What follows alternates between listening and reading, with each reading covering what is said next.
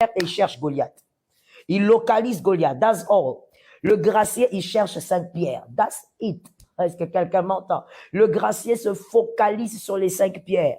Est-ce que quelqu'un me comprend bien? Le gracier se focalise sur son intimité avec Jésus. 1. Il se focalise sur la prière. 2. Se focalise sur le jeûne. 3. Se focalise sur son onction. 4. Se focalise sur sa réputation. 5.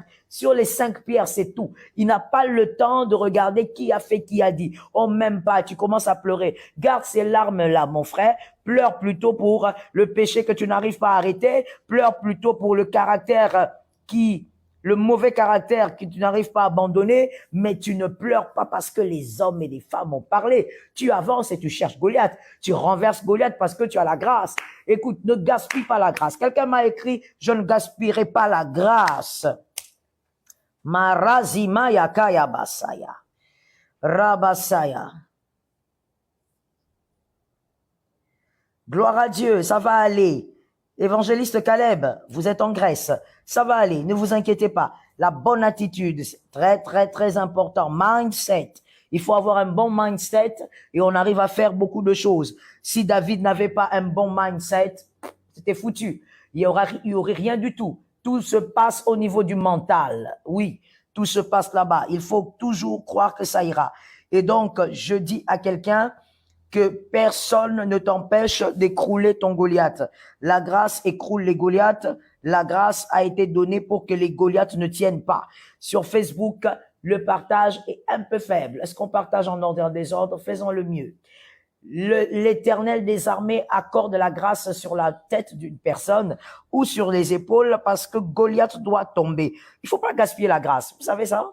Il faut pas gaspiller la grâce. Il faut pas être là comme ça en train de te focaliser sur oh, ben ici, on m'aime pas. Oh, je comprends pas. Qu'est-ce que je fais à la vie? Tu as fait quoi à la vie? Tu n'as rien fait à la vie. Jésus t'a donné la vie, c'est suffisant. Focalise-toi. Pense à, je voulais dire, take care of your own. Occupe-toi de toi. 5 pierres. Occupe-toi de toi. Et fais tomber les Goliaths. La grâce est pour écrouler les Goliaths. Goliath va s'écrouler en septembre. Au nom de Jésus, je visualise les Goliaths et je déclare qu'ils s'écroulent in the name of Jesus. Ils s'écroulent au nom de Jésus. J'ai bien visualisé mes Goliaths et je les écroule. Je déclare aussi que tes Goliaths s'écroulent en septembre. J'ordonne au nom de Jésus que tes Goliaths tombent en septembre. Rabosa. Il y a encore beaucoup trop de jours. Pour Jésus, c'est beaucoup trop. La Bible dit, savez-vous ce que peut enfanter un jour? Un jour peut enfanter des choses terribles. On peut dormir, on se réveille le matin. Oh, c'est ton nom qui est cité partout. On peut dormir, on se réveille le matin. Tiens, tu as été promu. On peut dormir, on se lève le matin et puis voilà, le Seigneur accomplit des faveurs exceptionnelles. Je crois en un Dieu comme celui-là. Je sais qu'il est puissant et vivant. Laisse-moi te dire une chose par rapport à la grâce. J'ai expérimenté la grâce dans certains domaines, mais j'aime beaucoup plus la grâce dans le domaine du miracle. Un jour, j'ai prié avec ferveur, oh je te dis, avec ferveur, pour un enfant mort. J'ai prié, il n'y a pas eu résurrection.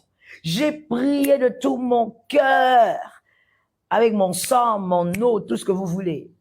Il n'y a pas eu résurrection. On a enterré l'enfant. J'ai exhorté la famille. Et c'était passé. Mais mon cœur avait mal. Je disais, mais la grâce, j'avais la foi. Mais où était la grâce? Pourquoi ça s'est pas passé? Et un autre jour, on m'amène un enfant. Celui-là, il est vivant. Mais celui-là, il est né avec une malformation terrible. Celui-là, il n'avait pas de testicules. Il est né comme ça. Il avait tout sauf ça. Et là, quand je veux prier pour l'enfant, la femme avait même plus de foi. La mère avait plus même de foi que moi. Elle me dit, Pasteur Joël, mettez la main là-bas, c'est fini. Jésus va faire un miracle. Et moi, dans ma tête, ça tournait, hein, ça cogitait. Le miracle va commencer comment? Ça va se passer comment? Ça veut dire, il y aura un semblant de des témoins ou qu'est-ce qui va se passer? J'étais embrouillé dans mon esprit. Et à un moment donné, j'écoute la voix de la chair qui dit, tu avais prié pour un enfant mort, hein? Rien ne s'était passé. Alors tu veux risquer maintenant avec ce genre de choses. Ta réputation est en jeu, attention. Alors je regarde la mère. Je l'entends parler sans l'entendre. En même temps, je suis ébloui par l'expression de son visage. Parce qu'on pouvait lire la foi même sans les mots. Et je regarde le bébé, le garçon, je prends le garçon dans mes bras, je déclare et j'ordonne au nom de Jésus. Mais vois-tu, c'était un jeudi, je peux pas oublier ce jour-là, c'était un jeudi, il y a de cela peut-être, il y a plus de 14 ans. J'ai prié pour l'enfant et j'ai dit, je crois que le jeudi prochain, il y aura le miracle et le témoignage. J'ai dit, Amen. Tu vois comment était ma foi? Je me dis, le Seigneur aura le temps de faire quelque chose d'ici le jeudi prochain. Le Seigneur n'est pas comme toi. Il est le maître du temps et il est celui qui sort dans le temps. Il gère le temps comme il veut. Et la mère, elle part et on rentre chez nous parce que c'était après le culte des femmes d'excellence de l'église centrale. Et donc, on rentre le vendredi au culte de l'assemblée, toujours à la centrale. On vient normal, calme, voilà quoi. Moi, j'ai même oublié, j'ai fait un effort pour oublier tellement traumatisé quoi par l'enfant déjà qui n'avait pas ressuscité. Et quand on arrive au culte, on est là, on adore, on est dans l'adoration. À un moment donné, il y a une dame qui entre en criant avec son bébé dans les bras. Et le garçon, elle avait enlevé au garçon la couche, le garçon était comme ça. Et moi, j'étais là, je me disais, mais c'est quoi cette scène? J'avais totalement oublié que c'était la même dame. Je dis, mais c'est un enfant qu'on amène malade à l'église, là? C'est pour la prière. Et moi, comme je me mettais toujours à l'arrière, j'étais là en train de dire, qu'est-ce qui se passe là? Elle court vers l'estrade en train de crier et on se calme, l'église se calme, on veut comprendre. Mon mari qui était devant, il se tient là et on regarde et elle dit, regardez le miracle. Dieu a fait apparaître les testicules. Dieu n'est pas un homme. Moi, j'ai vu ça, le même Dieu. Et là, je me suis dit, la grâce. Non, la grâce est toujours là. Parce que après cet enfant qui n'avait pas ressuscité, je me suis dit, il y a quelque chose qui va pas. Il y a quelque chose qui va pas. La grâce m'a quitté ou quelque chose, voilà. J'ai été amputé de quelque chose. Mais là, je me suis dit, non, la grâce est là. La grâce est là. Il est le consommateur de la foi. Et la grâce, elle est là. La grâce, personne ne peut la stopper. Oh, quel beau souvenir. Tu vois, quand j'en parle, j'ai même mon visage qui rayonne, hein, je suis sûr. Un beau souvenir et beaucoup de beaux souvenirs dans le sens du miracle comme ça, par la grâce de Dieu, par la grâce de Dieu. Il y a un monsieur même qui est venu une fois me dire, il me dit, pasteur, vous savez, j'ai des jumeaux, vous aviez eu à prier, il y avait un problème avec ma femme, elle a fait des années. Je me rappelais même plus. Et puis je me dis, waouh, la grâce, la grâce. Quand la grâce te localise, les hommes se taisent. Écrivez-moi ça. Quand la grâce te localise, les hommes se taisent. J'aimerais te dire, écoute, élève ta foi s'il te plaît. Dieu n'est pas seulement le Dieu qui guérit du palu, qui guérit d'une fièvre qui tombe. Dieu crée des manifestations surnaturelles. J'y crois tellement parce que je le vis.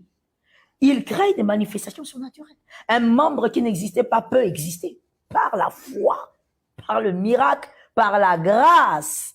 Yes, parce que, évidemment, je crois que vous le savez déjà, mais je veux quand même le dire pour ceux qui l'ignorent. C'est pas le pasteur Joël qui a fait quelque chose ce jour-là, c'est la grâce. La grâce était là. Et la grâce est un homme.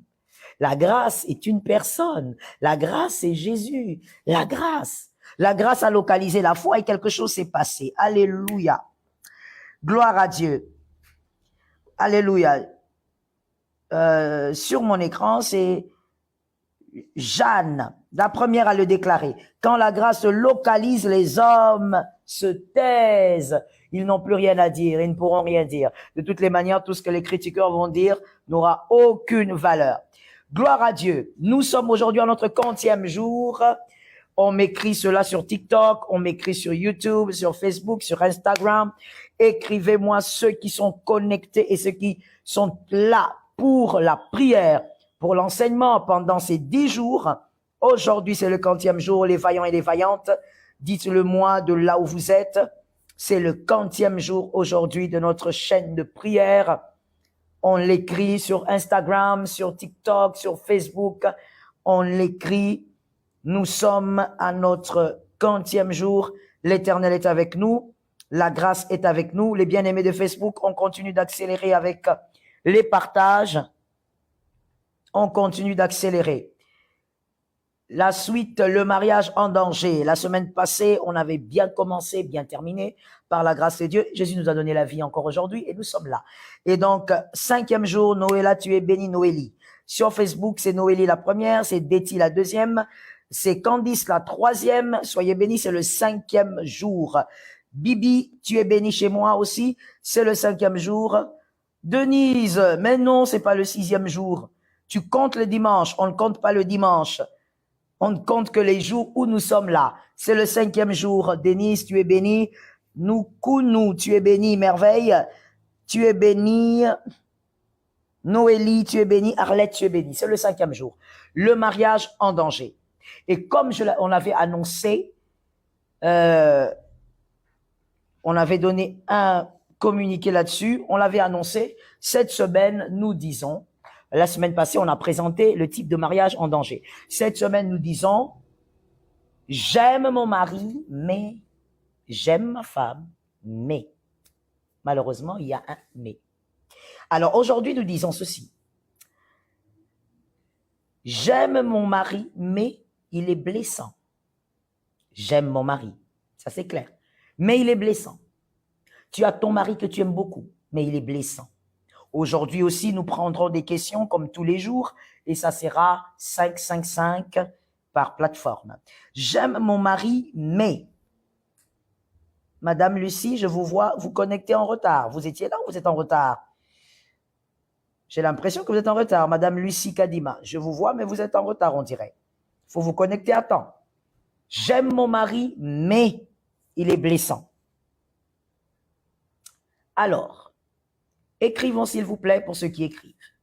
J'aime mon mari, mais il est blessant. Vous avez votre mari que vous aimez beaucoup. Si c'était à recommencer, vous choisirez le même homme. Mais il est blessant. Quand il parle, on parle des blessures verbales. Il parle et il est blessant. Il vous blesse. Rappelons quelque chose que j'ai souvent dit au sujet de blessures, de l'âme. C'est que les blessures sont relatives. Ce qui vous blesse ne blesse pas l'autre. Et ce qui ne vous blesse pas peut être très grave pour un autre. Les blessures ont toujours été relatives. Toujours. Alors, sur ce, les blessures émanent, non, je vais plutôt dire la relativité. La relativité des blessures émane, ceux des Facebook, je vais vous voir partager s'il vous plaît. La relativité des blessures émane de deux choses. La première, de l'éducation. On n'a pas reçu la même éducation. Votre mari et vous, évidemment, vous n'avez pas reçu la même éducation. Sinon, bon, vous n'avez pas reçu la même éducation. Vous venez de deux familles différentes. La relativité des blessures émane d'abord de ça. Le fait qu'on n'a pas été éduqué par la même mère, votre mère vous a éduqué d'une certaine façon, la mère de votre mari aussi a éduqué son fils d'une certaine manière. Donc, à cause de la différence éducationnelle, on n'a pas, on reçoit pas ou on ne perçoit pas les paroles de la même manière et donc on est blessé différemment. Lorsque ta femme dit quelque chose, elle trouve ça banal, pour elle c'est rien, mais tu es tellement choqué, monsieur, tu dis mais tu m'as blessé. Ben, pour elle, elle dit non, je t'ai pas blessé. À ce niveau déjà, à l'entrée des jeux, mettons les choses en place, comme ça on évolue bien. Arrêtez de dire à votre femme, je t'ai pas blessé, tu exagères. De dire à votre mari, en quoi je t'ai blessé? Toi aussi, tu es trop capricieux. Tu es comme un bébé. Toi aussi, tu n'es pas solide mentalement. Non, les blessures sont relatives à cause d'abord de l'éducation reçue. Quand on n'a pas reçu la même éducation, on n'a pas grandi dans le même moule, on ne prend pas les choses de la même manière. Donc, toi, tu peux dire à ta femme, écoute, tu es faible. Pour elle, ça peut être très grave. Parce qu'elle a grandi, on ne lui a jamais traité de la sorte, on ne l'a jamais diminué, et donc elle est choquée quand tu le dis. Et toi, tu dis, oh, tu es orgueilleuse. Non, elle n'est pas orgueilleuse, elle n'est simplement pas éduquée comme vous. Et ce qui la blesse ne vous blesse pas. C'est une question éducationnelle. Deuxièmement, la relativité de...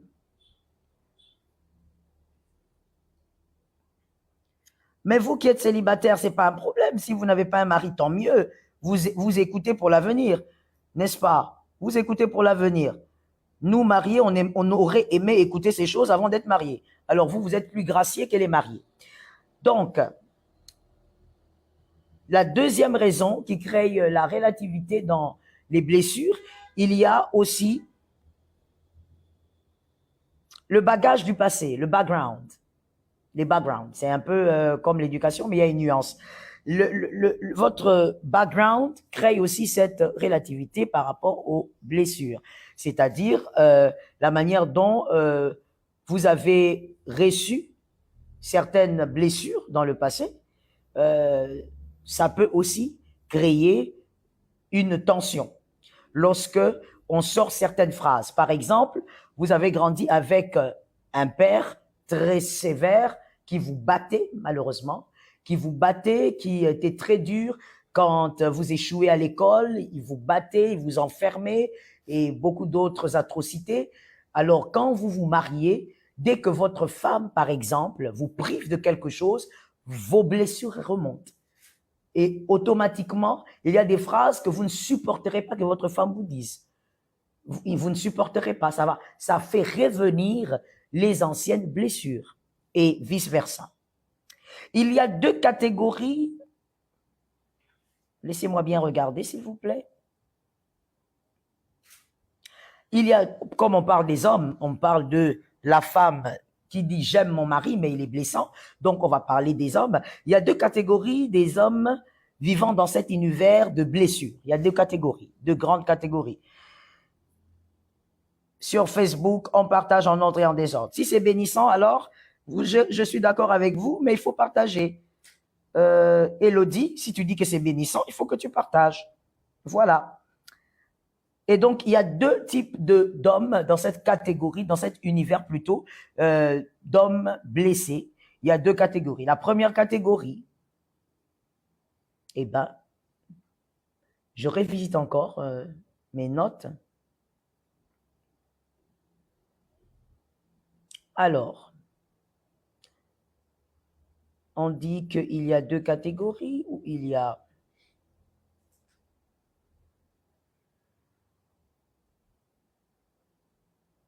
Ok, je crois que il y a deux catégories, oui. Deux catégories dans cet univers d'hommes qui blessent. La première catégorie, ce sont ces hommes qui blessent tout le temps. À chaque fois qu'il parle, au fait, lui, il blesse. Il blesse tout le temps. À chaque fois qu'il parle. Peut-être qu'il ne le fait pas exprès, mais c'est comme ça qu'il est. Il blesse tout le temps, il est blessant tout le temps. Même quand il doit demander qu'on lui donne un verre d'eau, il est blessant. Deuxième catégorie, il y a ceux qui blessent seulement quand ils font des reproches.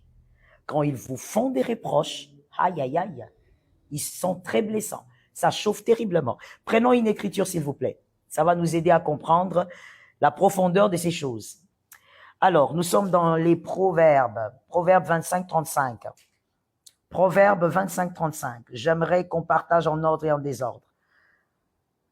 Qu'on partage en ordre et en désordre. Tous mes fils spirituels et mes filles qui sont connectés sous les réseaux, vous partagez plus que les autres. Parce que vous devez avoir l'âme des évangélistes. D'accord. Alors, nous prenons Proverbe 23-35. Je veux lire d'abord en français. Proverbe 23-35. On m'a frappé et je n'ai pas mal. On m'a frappé et je n'ai pas mal. Vous voyez ça? Ça veut dire une personne qui a été frappée, qui n'a pas mal, c'est une personne qui est habituée à être frappée. Un blessé donc. Tellement blessé que bon, ça lui fait plus rien. La suite, on m'a battu et je ne sens rien. Ça, c'est un blessé. Il a tellement été blessé, il a tellement été brimé qu'il ne sent plus rien. Il s'est forgé un caractère de fer, au point où tout ce qu'on a eu à lui faire, s'il le faisait à quelqu'un, pour lui, ce n'est pas blessé. Même si autrefois, ça a eu à le blesser. Et le verset finit en disant, « Quand me réveillerai-je? Quand me réveillerai-je? J'en veux encore. » C'est terrible, hein? un cœur blessé. J'aime la version anglaise parce que la version anglaise explique certaines choses. Elle dit ceci.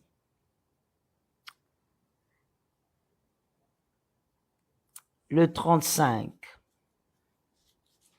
And you will say, they eat me,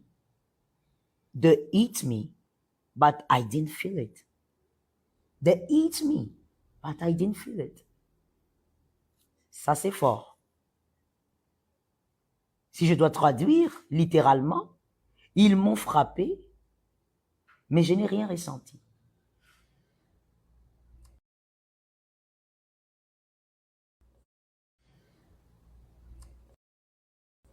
I didn't even know it when they beat me up. Ça aussi, c'est très fort. La version française ne le dit pas. Ici, traduction littérale, ils m'ont frappé, mais je ne le savais même pas. Vous voyez, quand une personne grandit dans les blessures, plus que grandit, c'est-à-dire que ça commence tout petit, la personne ne le sait pas, l'enfant ne sait pas, au fait. Ça fait mal à l'enfant, ça peut faire mal, ça peut déranger l'enfant, mais l'enfant ne réalise pas la gravité de ce qui se passe en lui. C'est ce que cette écriture est en train de dire. So I can look for another drink. Je dois donc chercher encore autre chose. Parce que tout ce qu'on m'a fait, je ne le sens pas. Lorsque quelqu'un est blessé, cette personne, en réalité, devient insensible. C'est ce que cette écriture veut dire. La personne devient insensible. Alors, dans ces deux catégories d'hommes blessés, celui qui blesse, plutôt d'hommes blessés, oui, et blessants, ceux qui blessent en parlant tout le temps, c'est leur naturel, et ceux qui blessent en reprochant, il y a encore trois catégories. Oui, c'est normal qu'on dissèque de cette manière parce que c'est un domaine très, très complexe quand même. Il y a encore trois catégories dans ces deux catégories majeures. La première, ceux qui sont conscients de leur langage dangereux. Il y a des hommes blessants, ils savent qu'ils sont blessants. Oui, il sait qu'il est blessant. Avant même que toi, sa femme, tu lui parles, il le savait depuis. Il y a des hommes, ça c'est quand même un peu bien, je pense, hein, des hommes qui savent qu'ils sont blessants. Et quand ils parlent, ils savent que, bon, ils blessent. La deuxième catégorie sont ceux qui sont inconscients, les pires de tous. Bon, il y a pire aussi. Mais ils sont quand même sur une mauvaise pente. Ce sont ceux-là qui sont inconscients. Tu dis, mais tu m'as blessé. Je t'ai blessé comment? Je t'ai blessé où? Qu'est-ce que j'ai dit? Ces hommes-là. Mais pourquoi tu me blesses comme ça? Toi, tu es comme ça. Toi, tu es toujours comme ça. Tu es capricieuse. Toi, on te blesse toujours. C'est parce que tu es orgueilleuse. C'est parce que tu veux pas recevoir les reproches. Ah, les inconscients. Ça, c'est compliqué. Hein. Troisième catégorie, ce sont ces hommes-là qui sont dans le déni, carrément. Ils sont dans le déni. Carrément. Eux aussi sont dangereux.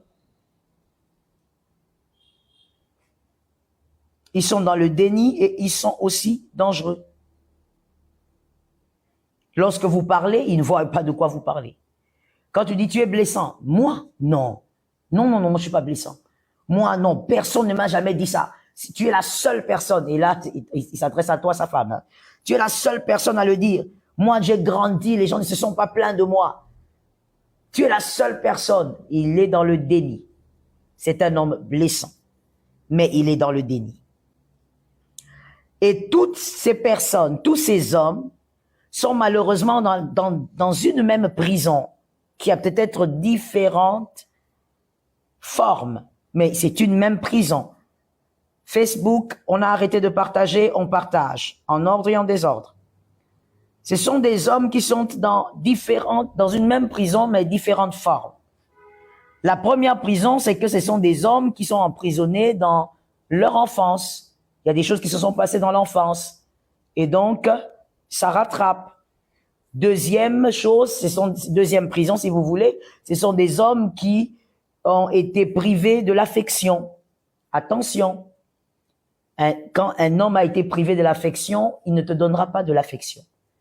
C'est pourquoi j'ai toujours été écœuré lorsqu'il y a certaines personnes qui pensent que c'est la femme qu'il faut préparer au mariage, c'est la femme à qui on doit dire des choses, on doit prendre la femme pendant 30 jours, lui dire comment prendre soin d'un mari, et l'homme, laisser l'homme comme ça, comme Tarzan dans la forêt, voilà. Lui, il va juste choisir la femme et puis il va mettre cette femme dans, je sais pas, dans sa maison ou encore sur son lit. C'est vraiment très grave, c'est écœurant. Parce qu'un homme qui a grandi sans affection, ni maternelle ni paternelle, ne saura pas aimer. Je choque encore, mais c'est ça la vérité. Il ne pourra pas aimer. Parce que même les Écritures disent qu'on ne peut donner que ce qu'on en a reçu. C'est tout. C'est tout. Alors, un homme qui a un vide affectif, qui n'a pas été aimé par son père, va le manifester au fil des années. Et pire, avec sa femme encore. Un homme qui a manqué l'affection de sa mère va manifester cela aussi avec sa femme. Et donc, il aura tendance à être blessant. Il a un vide affectif. Et ce vide affectif, non seulement ça se manifeste par les blessures, mais aussi il sera tout le temps en train de rechercher cette affection. Il sera toujours en train de rechercher ce vide-là. Ainsi, je veux dire quelque chose d'encore choquant, mais en tout cas, écoutez-moi bien. Pour ceux à qui on dit, vous les fiancés, vous voyez que vous qui n'êtes pas mariés, vous êtes doublement bénis. Nous les mariés, condamnés. Alors, vous qui êtes mariés, vous êtes doublement bénis. Lorsque tu entends un homme, mademoiselle, qui veut t'épouser, un homme avec qui vous cheminez déjà, et qui te dit, toi, en tout cas, tu es comme ma mère, tu remplaces ma mère. Ça semble joli, hein, mais ça peut vouloir beaucoup dire. Et ça peut même être dangereux. Ça peut être dangereux. Ça peut être quelqu'un qui a bien vécu avec sa maman, et la maman est partie, la maman est morte, et donc, il te voit comme une deuxième maman. Ça encore, ça va. Mais ça peut aussi vouloir dire que ce que je n'ai pas vécu avec maman, tu vas me donner. Et toi, tu es là, mademoiselle, en train de sourire. Tu as un grand sourire comme si tu étais dans un carnaval. Tu oublies que ça veut dire des choses terribles, cette phrase-là aussi. Ça veut dire des choses terribles. Tu es comme ma maman. Tu seras ma maman. Il faut pas simplement sourire.